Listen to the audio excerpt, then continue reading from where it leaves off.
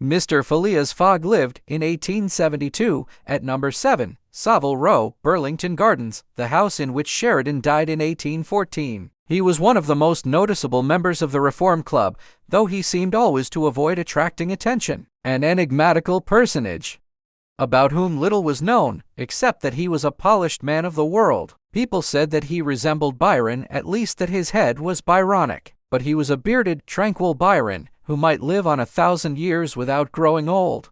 Certainly an Englishman, it was more doubtful whether Phileas Fogg was a Londoner. He was never seen on 'Change, nor at the bank, nor in the counting rooms of this city. No ships ever came into London docks of which he was the owner. He had no public employment. He had never been entered at any of the Inns of Court, either at the Temple, or Lincoln's Inn, or Gray's Inn. Nor had his voice ever resounded in the Court of Chancery, or in the Exchequer, or the Queen's Bench, or the ecclesiastical courts. He certainly was not a manufacturer, nor was he a merchant or a gentleman farmer. His name was strange to the scientific and learned societies, and he never was known to take part in the sage deliberations of the Royal Institution or the London Institution, the Artisans' Association, or the Institution of Arts and Sciences.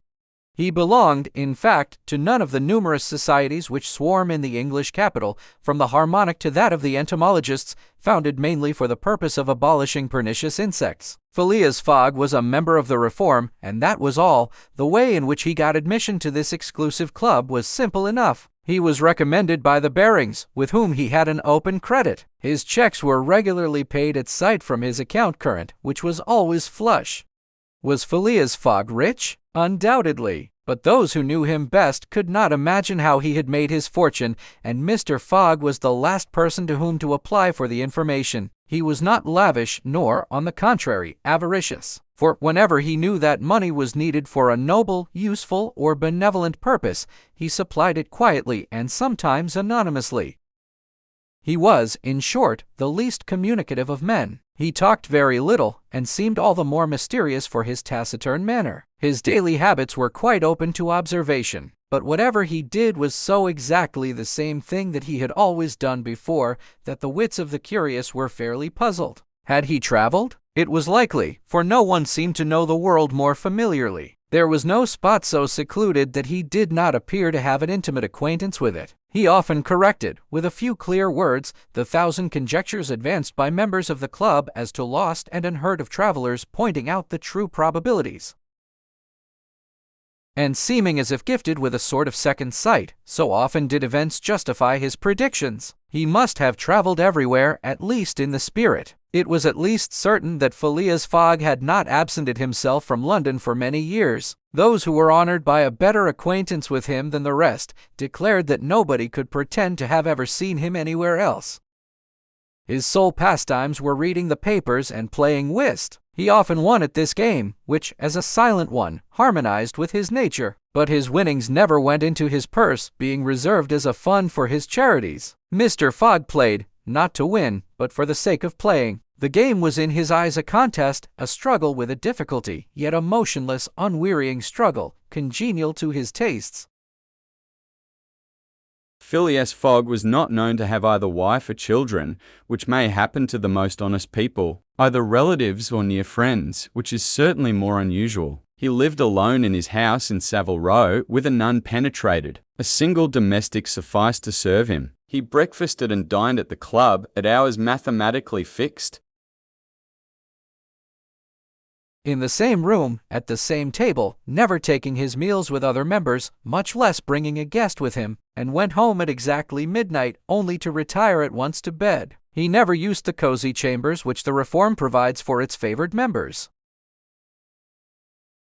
He passed 10 hours out of the 24 in Savile Row, either in sleeping or making his toilet. When he chose to take a walk, it was with a regular step in the entrance hall with its mosaic flooring, or in the circular gallery with its dome supported by 20 red porphyry Ionic columns and illumined by blue-painted windows. When he breakfasted or dined, all the resources of the club, its kitchens and pantries, its buttery and dairy, aided to crowd his table with their most succulent stores.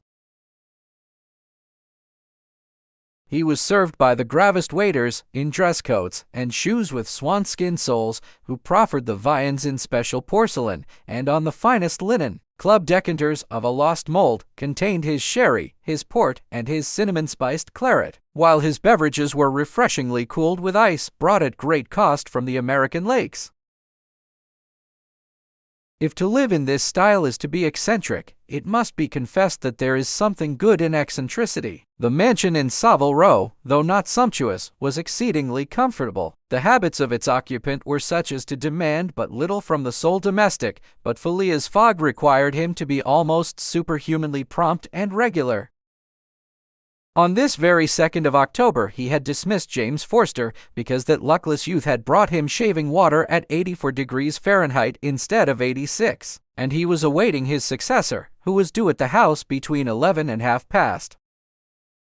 Phileas Fogg was seated squarely in his armchair, his feet close together like those of a grenadier on parade, his hands resting on his knees, his body straight, his head erect. He was steadily watching a complicated clock which indicated the hours, the minutes, the seconds, the days, the months, and the years. At exactly 11:30 Mr. Fogg would, according to his daily habit, quit Savile Row and repair to the Reform. A rap at this moment sounded on the door of the cozy apartment where Phileas Fogg was seated, and James Forster, the dismissed servant, appeared. "The new servant," said he. A young man of 30 advanced and bowed. "You are a Frenchman, I believe," asked Phileas Fogg, "and your name is John." "Jean, if monsieur pleases," replied the newcomer. "Jean Passepartout, a surname which has clung to me because I have a natural aptness for going out of one business into another. I believe I'm honest, monsieur, but to be outspoken, I've had several trades. I've been an itinerant singer, a circus rider, when I used to vault like Leotard and dance on a rope like Blondin. Then I got to be a professor of gymnastics, so as to make better use of my talents. And then I was a sergeant fireman at Paris, and assisted at many a big fire. But I quitted France 5 years ago, and wishing to taste the sweets of domestic life, took service as a valet here in England. Finding myself out of place, and hearing that Monsieur Phileas Fogg was the most exact and settled gentleman in the United Kingdom, I have come to Monsieur in the hope of living with him a tranquil life, and forgetting even the name of Passepartout." "Passepartout suits me," responded Mr. Fogg. "You are well recommended to me. I hear a good report of you. You know my conditions?" "Yes, monsieur." "Good. What time is it?" 22 minutes after 11, returned Passepartout, drawing an enormous silver watch from the depths of his pocket. "You are too slow," said Mr. Fogg. "Pardon me, monsieur, it is impossible." "You are 4 minutes too slow." "No matter, it's enough to mention the error. Now from this moment, 29 minutes after 11 a.m., this Wednesday, 2nd October, you are in my service." Phileas Fogg got up, took his hat in his left hand, put it on his head with an automatic motion, and went off without a word. Passepartout heard the street door shut once. It was his new master going out. He heard it shut again. It was his predecessor, James Forster, departing in his turn. Passepartout remained alone in the house in Savile Row.